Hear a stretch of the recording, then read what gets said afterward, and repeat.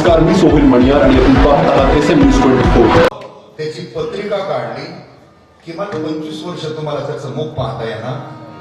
तो राणी आणि बघा त्या मुलीवर मुलाचे संस्कार करत राहील. बर सगळे संस्कार, त्याला बोलायची भाषा आहे तशी. पक्ता पक्ता मग कैसा भगवंत. आणि तो भजनाचा आवाज कानावर आल्यानंतर त्या मुलगी रूपी मुलाने विचार केला, ठीक आहे आपण तर आत्महत्या करणार आहेत, पण कुणीतरी साधू भजन करतात, किमान एकदा त्यांचं घेऊ. काय तिथं गेल्यानंतर ज्ञानोबाईचे डोळे झाकून भजन चालले. बाकीचे सगळे संत बसले. गेल्याबरोबर त्या मुलगी रूपी मुलाने ज्ञानोबाईचे पाय भरले, दर्शन घेतलं. आणि कुणीतरी दर्शन घेते म्हणून ज्ञानोबाईने डोळे उघडलं तर पोशाख राजकुमाराचा होता अंगावर. बरं पाय सोडायला तयार नाही. त्यावेळेला ज्ञानोबाराय म्हटले, बाळा उठ. पाय नाही सोडले. त्यावेळेला त्यांनी सांगितलं, महाराज मी बाळा नाही, मी बाळी. पण ते ज्ञानोबारायच्या मुखातून पाय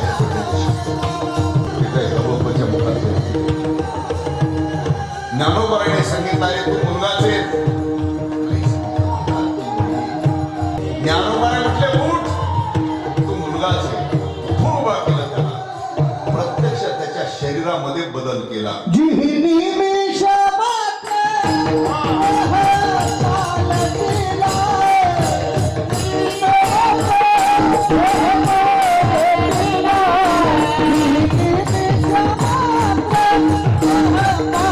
मुख्य होते. पण आता पैलतीराला जायचं कसं जाणार? रामप्रभूंनी आज्ञा केली समुद्राला, आम्हाला पैलतीराला जाण्याकरता दे. काय त्यांनी सांगितलं, असं चालत नाही. मग रामप्रभूने प्रतिज्ञा केली, एका बाणात संपून टाकू. काय समुद्र, धनुष्याला बाण लावला. आणि मग समुद्राच्याही लक्षात आलं, हे एका बाणात. त्यावेळेला त्याला वाचा फुटली. सांगितलं, प्रभू माझ्या उदरामध्ये असंख्य जीव आहेत, गत प्राण होती, पण पहिलं तीराला आम्ही कसं जाणार? त्यावेळेला समुद्राने सल्ला दिला, तुमचे जे मुख्य 5 आहेत वानर, त्याच्यातले जे 2 आहेत नळ आणि नीळ, यांना पूर्वी ऋषी मुनीचा शाप होता की यांच्या हाताने कुठली वस्तू पाण्यात टाकली तर ती बुडत. आता त्या शापाचा फायदा इथं करून घ्या. बर मग सगळे मोठमोठे दगड वगैरे आणून द्यायचे आणि त्यांच्या हातात द्यायचे, कोणाच्या दोघाच्या. त्यांनी पाण्यात टाकलं की तणगायचे. म्हणजे मुख्य कारागिरी ते झाले 2. बाकीच्या नुसतं पटलेला आणायचं. पण पाण्यात टाकलेले दगड तणगत होते, पण हवा सुटली, लाटा आले की जायचे तिकडे. आता म्हटलं याला पर्याय काय करायचा? बरं त्यावेळेला आंबूच्या भिंबूच्या काही सिमेंट नव्हतं. मग काय करा म्हटले, एका दगडावर रा हे अक्षर काढा, दुसऱ्यावर मग लगेच जॉईंट व्हायचा त्याचा. असा जॉईंट होत गेला, तसा तो तयार झाला. काय म्हणजे रामप्रभूच्या नावाने आपण म्हणतो पाण्यावर काय करले. हा पण त्याला हे 2 कारणीभूत आहेत. बरोबर नुसती एकट्यातच ही भगवंताची शक्ती आहे, पण माझ्या ज्ञानोबारायची शक्ती त्याच्याही पेक्षा श्रेष्ठ आहे. ज्या वेळेला रेड्याच्या मुखातून वेद वधवून घेतला, त्या रेड्याला बरोबर घेऊन निघाले. येत असताना 1400 वर्षाचे योगी चांगदेव समाधी लावून बसायचे. आणि समाधी 2 महिने 3 महिने 6 महिने लागायचे. आणि त्या परिसरात जे मृत झालेले माणसे लोक आणून ठेवायचे. आणि समाधी उत्थान पावल्यानंतर त्यांनी ती नुसती दृष्टी प्रेतावर पडली की सगळे जिवंत व्हायचे. उठून समाधी लागलेली. आणि हे 4 भावंड फिरत फिरत फिरत नेमकं तिथं आले. ते पाहिलं तर त्यांचा मोठा लवाजमा. आणि मग मुक्ताबाईने विचारलं माऊलीला, दादा हा काय प्रकार आहे? म्हटले हे चांगदेव महाराज आहेत. 14 वेळा त्यांनी यमाला परत पाठवलंय. 1400 वर्ष जगले, सगळ्या कला सगळ्या विद्या अवगत आहेत. बर मग समाधी लावून बसले. हो मग हे प्रेत का पुढे टाकले? त्यावेळेला माऊलीने सांगितलं, अगं मुक्ता, समाधी उत्थान पावल्यानंतर त्यांची दृष्टी प्रेतावर पडली तरी प्रेत जिवंत होऊन पुढे निघून जातात. पण मुक्ताबाईने विचारलं, यांची तर अजून 4-2 महिना नाहीच समाधी ठरली तर? माऊली म्हटले तोपर्यंत तसेच राहतात हे. मग एवढे दिवस ठेवण्यापेक्षा गरीबी लोक वाट पाहत असतील, लावू का उठवून? माऊली म्हटली तुझी इच्छा असली तर. आणि ते मुक्ताबाई आदिशक्ती मुक्ताबाई आहे ना, कमल रडूतलं पाणी घेतलं आणि त्यांच्यावर शिंपडल्याबरोबर जे ते उठले आणि हे पुढे आपल्या मार्गाने मार्गक्रमण झाले. पुढे आल्यानंतर आळ्याला त्या रेड्याला समाधी दिली, आळंदीच्या दिशेने प्रयाण झालं. आणि ज्या वेळेला ही समाधी उतरल्यानंतर समोर पाहिलं तर तिथं कुणीच, त्यांचा तो शिष्य परिवार होता. विचारलं इथं कुणी? अहो म्हटले बरेच नेले होते, पण ते कुणीतरी 4 लहान लहान भावंड आले, त्याच्यातली एक बारकी होती मुक्ताबाई, तिने उठवलं. धक्का बसला. म्हणजे आपल्यापेक्षा कुणीतरी, हा आपल्यापेक्षा कुणीतरी, आणि सगळ्या क्षेत्रात असतं बरं. आपल्यापेक्षा चढाचा वाजणार आला की थोडा दचका बसतोच ना.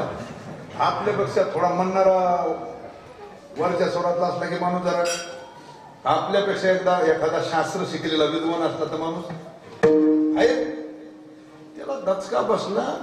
आपल्यापेक्षा मग कुणीतरी श्रेष्ठ, कारण आतापर्यंत घेतलं काही प्रेत उठवायचं कोणाला शक्य असं नका बरं. ते आपल्यापेक्षा जास्त वयाने असल्यावर, पण आपल्यापेक्षा हा मग पत्र लिहायला घेतलं, लकोटा घेतला. पूर्वीची पद्धत. आशीर्वाद लिहावा तर पावर मोठी, आशीर्वाद लिहावा तर पावर वयाने जरी कमी आहेत पण पावर श्रेष्ठ आहे. नमस्कार लिहावा तर मी 1400 वर्षाचा आहे, ती तर मग ती कुणी थोडा जागा व्हायचा अंका. आशीर्वाद लिहावा का नमस्कार याच्यातच ते गुंतलं. बराच वेळ विचार केला आणि तसंच गुंडाळलं आणि शिष्याजवळ दिलं. पोरच ते घेऊन गेलं. तिथं गेल्यानंतर मुक्ताबाईकडे दिलं, पाहिलं सगळं पोरच होतं. त्यावेळेला मुक्ताबाई म्हणते, माऊली 1400 वर्ष जगला पण सांगे अजून. बघा त्यावेळेला ज्ञानोबाराय म्हटले, मुक्ता नको रागू त्याच्यावर, ते पोर आहे तेच बरं आहे. पोरं असल्यावर निदान त्याच्यावर लिहिता तरी येतंय. पहिलं चिडबिड काही गिडवाकडे लिहून ठेवलं असतं तर ते पुसणं आलं नसतं, दुसरं लिहिता आलं नसतं ना. म्हणून त्याच लखोट्यावर 65 ओव्या लिहिल्या. किती? 65 ओव्या लिहिल्या. त्याच ग्रंथाला म्हणतात चांगदेव. आणि पुन्हा त्या शिष्याजवळ पाठवून दिलं. शिष्य घेऊन आला, पाहिलं तर पहिल्याच ओवीचा अर्थ काही नीट कळाला. आणि मग हा अभिमान होता तो सगळा. आणि मग लक्षात आलं कुणीतरी अधिकारी आहे, कुणीतरी ह्या महान विभूती आहे. चला आपण स्वतःच होऊन त्यांच्याकडे गेलं पाहिजे. मग निघालं. पण निघताना पुन्हा स्वाभिमान जागा झाला. मी एवढा मोठा काही एसटीन जाऊ का कीर्तनाला? मग कशाला घेतली मी 25 लाख? असं जागा होतेच ना ते. मग तो वाघावर बसला, कारण पशु प्राण्यावर त्याची सत्ता होती. त्याला बसायला वाघ होता. वाघाला मारण्याकरता आसूड सर्पाचा असायचा. 1400 शिष्य पुढं. किती? 1400 शिष्य पुढं. तो वाघावर बसलेला, सर्पाचा आसूड. आणि ते बाकीचे वर तुताऱ्या वाजीत पुढे चालायचे. घोषणा दे, राजाधिराज चांगदेव महाराज की. असा जय जयकार करीत मोठ्या राजशाही थाटात आले. पण पूर्वीची पद्धती होती. कोणती पद्धती होती? बाहेरून कुणी जर आपल्याकडे येत असलं तर त्याला गावाच्या बाहेर सामोरं जायची, आडवं जायची पद्धती होती. पूर्वीच्या काळात लग्नात सुद्धा होते का नाही महाराज? ते कोण आले होते जायचे पाण्याचा हणान कुंकडी, ती पाना चिडण, ते परत ते आता हे लॉन्सला त्याच्यामुळे कोणी कुंकुन मागच्या दाराने बरं जीव होते कुंकू. आता ते काळ मिळत राहील. आणि जरी कोणी येणार असले आपल्याकडे तर आता काय फोनवर चट येते त्यांना माहिती आहे, नाही तर मग म्या बरोबर काय असं.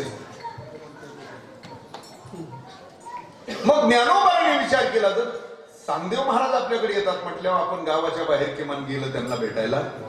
सकाळची वेळ होती. सकाळी बसले होते एका भिंतीवर. चालू होतं काय, आज्ञा केली तिला. कोणाला? आता दुसरं तर काही त्यांच्याकडे साधन नव्हतं ना. 4ही भावंड त्याच्यावर बसलेले, तिला आज्ञा केली.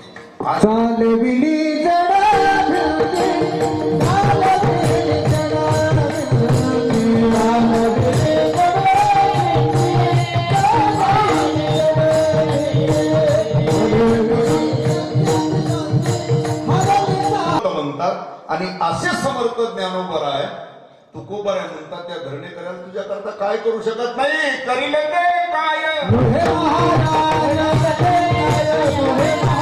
धरणे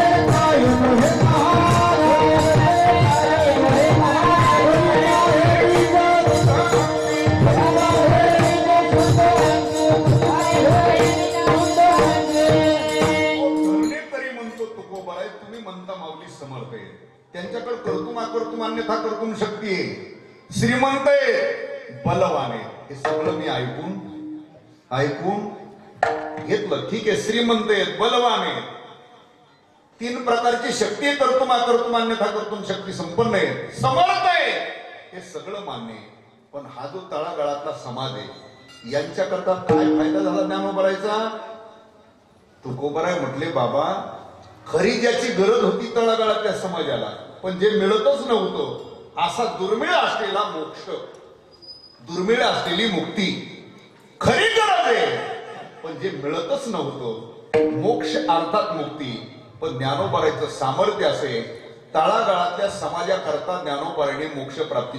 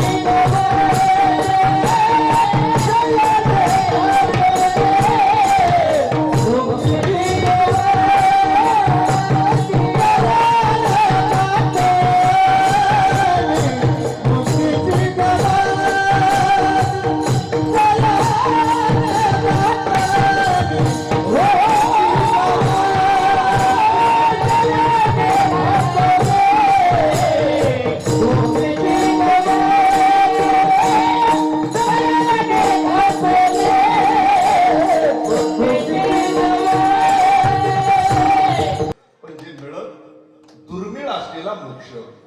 पण ज्ञानोबरांनी सगळ्या करता ती व्यवस्था केली. कोणाकरता? अमृत अनुभवात त्याची उभी आहे. उत्तमापासून अंत्यजावरी मध्ये सगळे आले. उत्तमापासून म्हणजे कोणालाच वंचित उपेक्षित ठेवलं. सगळ्या तळागाळातल्या जाती धर्माच्या लोकांकरता ज्ञानोबरांनी ती पंगतच दिली. कशाची? जयाने घातली, नुक्तीची नाही. जयाने घातली मुक्तीची गवांनी. पण 8 एकच होती त्याच्यात. तो वैष्णवाच्या मालिकेत आला. मिळविली मांदी वैष्णवांची.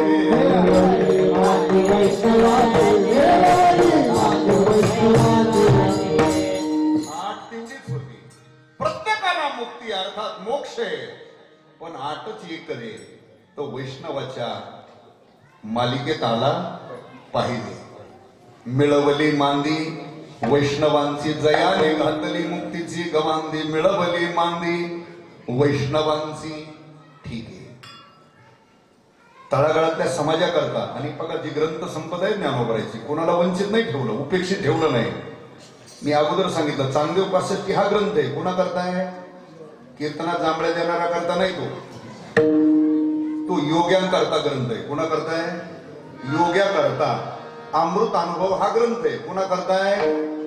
साधना करत मुक्त स्थितीपर्यंत ज्यांचं जीवन गेलंय त्यांनाही मार्गदर्शन ठरलेला ग्रंथ आहे अमृत अनुभव. तिसरा वर्ग आहे ज्याला जिज्ञासू म्हणतो आपण, ज्याला साधक म्हणतो. त्यांच्याकरता साधक संजीवनी म्हणजे ग्रंथराज ज्ञानेश्वरी.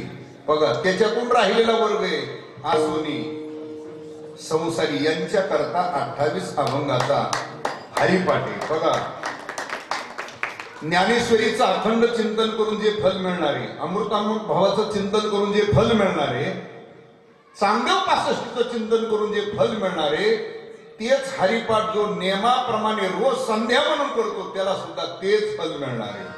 आसोनी संसारी वेदशास्त्र भारी. आणि याच्या व्यतिरिक्त पुन्हा 1000 अभंगाची गाथा आहे. मग कोणाला वंचित ठेवलं का? जिज्ञासू असो, साधक असो, मुक्त स्थितीपर्यंत गेलेला असो, योगी असो, संसारिक असो, कोणाला वंचित उपेक्षित ठेवलं नाही. जयाने घातली मुक्तीची मिळवली मांदी वैष्णव. ठीक आहे, मान्य हे सगळं. पण पहिल्या चरणाचं थोडं शंका सांगतो. वेळ आपली संपत आली. जयाची द्वारी पहिल्या चरणाचं संकलन समाधान सांगतो आणि शेवटचंही चरण सांगतो त्याच्या शॉर्टकट. आता इथं थोडी शंका आहे. कशी? जयाचे द्वारी सोन्याचा पिंपळ. आपण ज्या सोन्याला सोनं समजतो त्या सोन्याचा पिंपळ असू शकतो का? आपण ज्या सोन्याला सोनं समजतो त्याचा पिंपळ असू शकतो का? आणि जर ज्या सोन्याला आपण सोनं समजतो त्या सोन्याचा पिंपळ जर तिथं असता तर आतापर्यंत वारकऱ्याने ठेवला असता.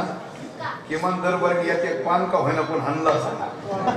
आणि इकडचे तरी कधीतरी गेले असते पण तिथल्याने तर रोज हाणला असतो तिथल्या महाराजांना. ऐका, आपण ज्या सोन्याला सोनं समजतो त्याचा पिंपळ असू शकतो का? आणि त्या सोन्याला आपण सोनं समजतो तसा पिंपळ त्या सोन्याचा ज्ञानोबाराय आपल्या दारात ठेवतील का? नीट ऐका, कारण ज्ञानोबारायकडे तर सोन्याला काही किंमत, आपल्याकडे किंमत आहे. कशाला? ज्ञानोबारायच्या दृष्टीने काय सोन्याची किंमत आहे? देखे सोनियाचे निखळ, मेरुये समे ढिसाळ, मातीयेचे निखळ सरीसेचे मानी. ज्ञानोबाराय म्हणतात मी मातीप्रमाणे ढेकळाप्रमाणे समजतोय. कशाला? मग एवढी जर किंमत देतात मातीप्रमाणे ढेकळाप्रमाणे, तर ते तसलं सोन्याचा पिंपळ आपल्या दारात ठेवतील का? तर शक्य नाही. पण त्यांनी नाही वर्णन केलं. जे वर्णन करणारे तुकोबर आहे मग त्यांना हवेशे का आपल्यासारखा?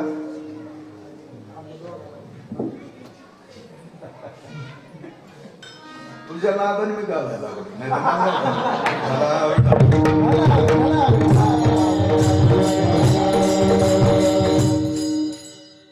पोरगाच वापरतो बापाला काय. तुकोबाराय म्हणतात सोने रुपये आम्हा माणिक पाशा. ते खड्याप्रमाणे मातीप्रमाणे किंमत देतात. आणि माऊली म्हणतात मी ढेकळाप्रमाणे मातीप्रमाणे समजतो. मग इथं तर वर्णन केलं जयाची द्वारी सोन्याचा. मग याचा अर्थ काय नेमका? तर त्याचा अर्थ असा आहे, सोनं म्हणजे सुख आहे. सोनं म्हणजे सुख आणि पिंपळ म्हणजे संसार. पिंपळ म्हणजे काय? संसार. आणि सोनं म्हणजे म्हणा ना, सोनं म्हणजे सुख आणि पिंपळ म्हणजे संसार. ऐका, पिंपळ हा वृक्ष आहे. पिंपळ हा काय? वृक्ष आहे. तसं संसार हा सुद्धा वृक्ष आहे. माझं मत नाही, ज्ञानेश्वरी बघा जरा. तैसीच याची स्थिती नासत जाय क्षण क्षणा प्रीती, मनोनी याते मनती अस्वस्थो. हा म्हणजे वृक्ष तो. पिंपळ म्हणजे संसार आणि सोनं म्हणजे सुख. येते लक्षात का नाही मिळवत? पिंपळ म्हणजे वृक्ष ना तो, तसं संसार हा वृक्ष आहे. पिंपळ म्हणजे संसार आणि सोनं म्हणजे सुख. मग आता कसं झाला त्याचा अर्थ?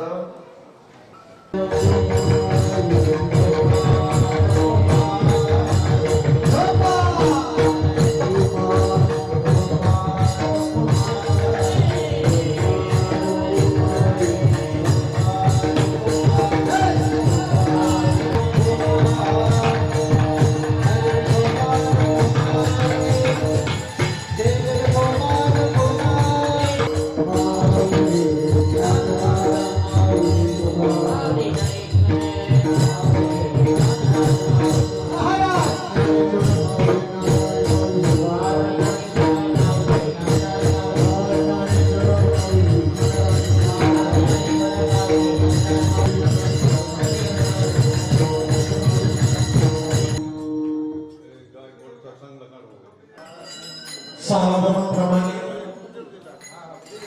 सद्गुरु गणेशकांत बाबा यांच्या आशीर्वादाने परमपूज्य वैकुंठवासी मदन महाराज यांच्या प्रेरणेने, त्यांच्या प्रयत्नाने सुरुवात झालेला अखंड हरिनाम सप्ताह, या सप्ताहामध्ये आजची तिसऱ्या दिवशीची कीर्तन सेवा आपणास उठू नका कोणी, खाली बसा, खाली बसा. आजची तिसऱ्या दिवशीची सेवा आपल्या सर्वांचे परिचित असणारे आपल्या गावावर कायमचं प्रेम असणारे महाराष्ट्रामध्ये नामांकित असे कीर्तनकार हरिभक्त परायण सुनीलजी महाराज झांबरे यांनी अतिशय चांगल्या प्रकारे आपल्याला या ठिकाणी ज्ञानदान देण्याचं काम केले त्याबद्दल मी श्री विठ्ठल रुक्मिणी सप्ताह समितीच्या वतीने तसेच सर्व ग्रामस्थांच्या वतीने महाराजांचे खूप खूप आभार मानतो आणि या ठिकाणी महाराजांचा सत्कार कमिटीतील सर्व सदस्यांनी महाराजांचा सत्कार करावा तसेच चला या करू सगळे कमिटी सदस्य या ठिकाणी सरस्वतीताई जगडे यांची होती सकाळचा नाश्ता काशीनाथ शंकर खराडे यांचा होता हरिभक्त परायण दीपालीताई कोकाटे यांची होती तसेच आजची वाटण्याची व्यवस्था शिवगण प्रतिष्ठान विकास तरुण मंडळ दुर्गा माता मित्र मंडळ एकलव्य मित्र मंडळ स्फूर्ती प्रतिष्ठान आणि सकल हिंदू समाज यांच्या वतीने आजची वाढण्याची पद्धत महाप्रसाद वाढण्याची व्यवस्था होणार आहे त्या सर्व तरुण मंडळींनी या ठिकाणी महाप्रसाद वाढण्याची व्यवस्था करावी उद्याचे कीर्तनकार आहेत आणि या कार्यक्रमासाठी हातोळवरून आलेली मंडळी त्यांचाही या ठिकाणी सत्ता समितीच्या वतीने सन्मान होणार आहे तरी शिवाजी महाराज बेटे यांनी या ठिकाणी सन्मान घेण्यासाठी यायचे तसेच पुढची मंडळी या ठिकाणी रोज पहिल्या दिवसापासून येते त्यांच्याही एका प्रतिनिधीने या ठिकाणी BS लगड असतील उपसरपंच असतील त्यांच्यापैकी एकाने सन्मानासाठी इकडे यायचं सांडव्याची मंडळी बी येते त्यानंतर शेवट आपला सन्मान करायचा राहून जातो म्हणून आम्ही आधीच ही करतो सन्मान हा पुढच्या मंडळीपैकी एक जण चला यानंतर या ठिकाणी सर्वांनी आरतीसाठी उभा राहायचे आणि आरती झाल्यानंतर महिलांना विनंती आहे सगळे आरती चला ना संजय महाराज जय मंगलमूर्ती श्रीराजमूर्ती